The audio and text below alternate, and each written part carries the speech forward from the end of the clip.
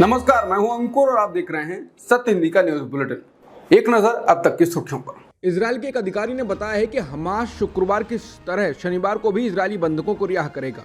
समाचार agency AFP ने Israel के एक अधिकारी के हवाले से बताया है कि हमास शनिवार को 14 बंधकों को रिहा करेगा। इजरायली अधिकारियों ने बताया कि इजरायल इसके बदले 42 फिलिस्तीनी कैदियों को रिहा करेगा।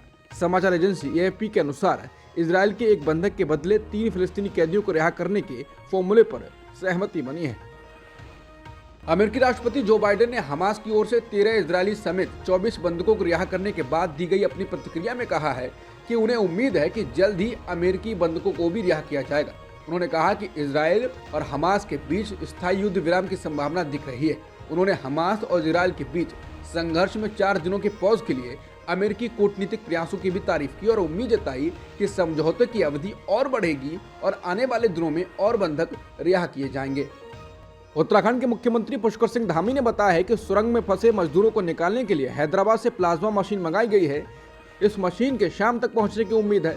उन्होंने बताया है कि ऑगर मशीन टूटने के बाद प्लाज्मा मशीन को ड्रिलिंग में लगाया जाएगा, जो 1 घंटे में 4 मीटर की खुदाई कर सकता है। उन्होंने दावा किया है कि प्लाज्मा मशीन के काम शुरू करने के बाद कुछ घंटों में मजदूरों को निकाल लिया जाएगा।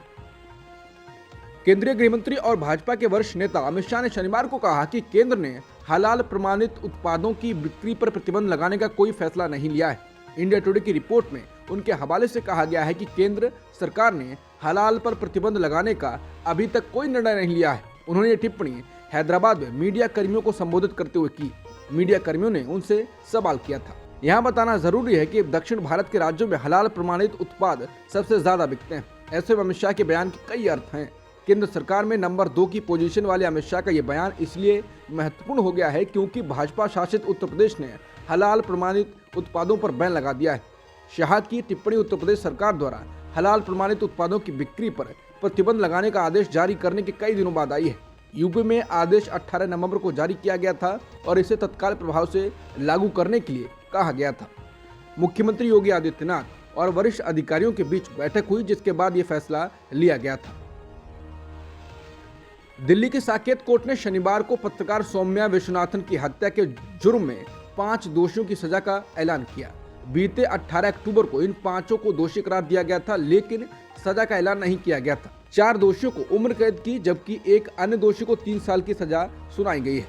जिन दोषियों को उम्र कैद की सजा दी गई है वो हैं रवि कपूर, अमित शुक्ला, बलजीत मलिक, अजय कुमार। वहीं अजय सेठी को 3 साल की सजा दी गई है। सभी 5 दोषी 2019 से ही जेल में बंद हैं। पत्रकार सौम्या विश्वनाथन की हत्या 2008 में दिल्ली के वसंत कुंज के नेल्सन मंडेला मार्ग पर गोली मारकर की गई थी। उनके सिर पर गोली मारी गई थी। दक्षिण दिल्ली के वसंत कुंज इलाके में कार में उनकी बॉडी पाई गई थी। कांग्रेस पार्टी की पूर्व अध्यक्ष सोनिया गांधी ने एक बार फिर मोदी सरकार को लेकर आरएसएस पर निशाना साधा है। राष्ट्रीय सुरक्षा सलाहकार परिषद को लेकर गांधी ने कहा कि यहाँ कोई दूसरा पावर सेंटर नहीं था, हालांकि प्रधानमंत्री को सलाह देने वाली एक कमेटी मात्र थी। सोनिया गांधी ने एक आने वाली किताब को लेकर सफाई दी है, तो वहीं मौजूदा केंद्र की मोदी सरकार पर आरोप भी लगाए। बता दें, कांग्रेस की पूर्व अध्यक्ष पर आरोप लगते रहे हैं कि वो राष्ट्रीय सुरक्षा सलाहकार परिषद के अध्यक्ष रहते हुए मनमोहन सिंह सरकार में महत्वपूर्ण फैसले लेती थी। अब उन्होंने कहा कि केंद्र की मोदी सरकार खुलेआम आरएसएस से निर्देश लेकर काम कर रही है। उन्होंने कहा कि आरएसएस ना तो भरोसेमंद है और ना ही उसे जनता ने चुना है। प्रियंका गांधी ने आज तेलंगाना में जनसभा को संबोधित किया। इस दौरान प्रियंका गांधी ने कहा कि मोदी जी के हैं 2 यार, ओवैसी और केसीआर। इसके साथ ही उन्होंने कहा कि कल मैं एक बहन के घर गई थी। उन्होंने मुझे अपना घर दिखाया और कहा कि अभी घर पूरा नहीं बना है, क्योंकि बीआरएस ने कहा था कि पैसा दिलवाएंगे, लेकिन वो पैसा नहीं मिला। मैंने उनसे पूछा किसको वोट देंगे, उन्होंने कहा कांग्रेस को दूंगी। इससे मुझे खुशी तो हुई, लेकिन दुख भी हुआ कि आज की राजनीति में नेता अपने वादों को भूल गए हैं। जिनका ने कहा कि बीआरएस सरकार में सिर्फ नेताओं और अमीरों का फायदा हुआ है, गरीबों का फायदा नहीं हुआ। राजस्थान में आज वोटिंग में 3 बजे तक 55.63% मतदान दर्ज किया गया। बता दें, प्रदेश में कांग्रेस और बीजेपी के बीच कांटे की टक्कर बताई जा रही है। कांग्रेस ने जहां गहलोत सरकार के कामों और गारंटियों पर वोट मांगे हैं, वहीं बीजेपी ने हर 5 साल बाद सरकार बदलने वाली रिवायत को जारी रखने के लिए गहलोत सरकार को निशाने पर लिया। अब देखना होगा कि लोग रिवायत को बदलेंगे या जारी रखेंगे।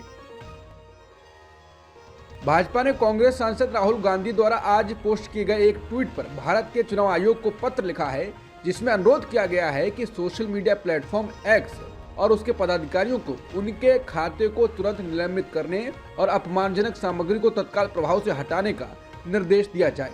पार्टी ने आयोग से यह भी अनुरोध किया है कि वो राहुल गांधी के खिलाफ आपराधिक शिकायत दर्ज करने और आपराधिक मुकदमा शुरू करने के लिए मुख्य चुनाव अधिकारी राजस्थान को निर्देश जारी करें। ऐसा तब हुआ है जब राजस्थान में मतदान चल रहा है और राज्य में सुबह 11 बजे तक 24% से ज्यादा मतदान दर्ज किया गया है।